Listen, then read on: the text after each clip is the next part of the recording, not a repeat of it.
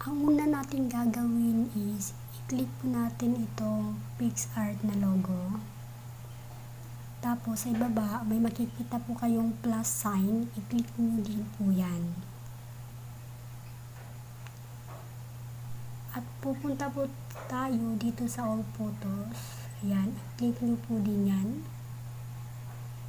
Dito sa gallery niyo po, kukuha na po kayo ng background picture na i-remove po natin o i-cut out. Example po, ito po sa akin, i-click nyo po yung background picture nyo. Dito po, hahanapin nyo lang po ang cut out at tapos i-click po natin yung cut out. Then dito sa person na sign, i-click din po natin yan. Ayan, magiging kulay pula po siya. Tapos i-click din po natin itong check.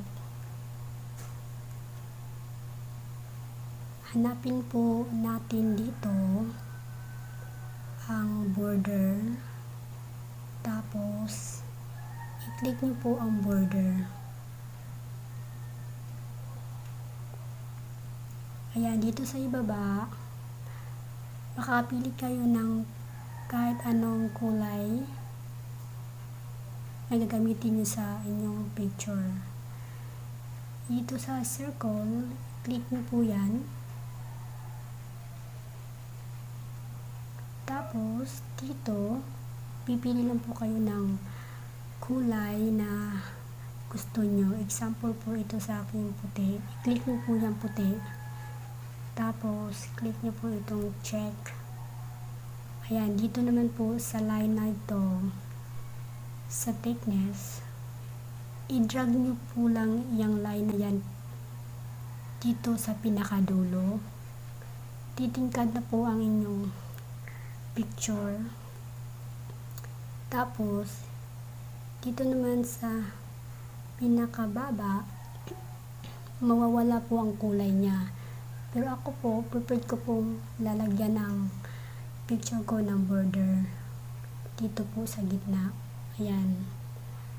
Pag okay na po kayo sa ganyang picture niyo, i-click nyo lang po itong check.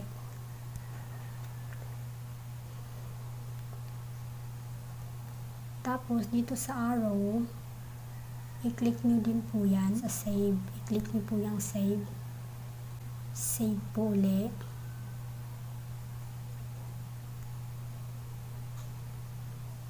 Ayan, dito po sa ibaba, makikita nyo po save to gallery na po. And then, i-click nyo po itong done. And then, i-back na po natin. Pupunta naman tayo sa gallery natin. So, i-click po natin itong photos. Titingnan po natin yung background picture na kinat po natin. Dito po yung picture na kinat natin kanina.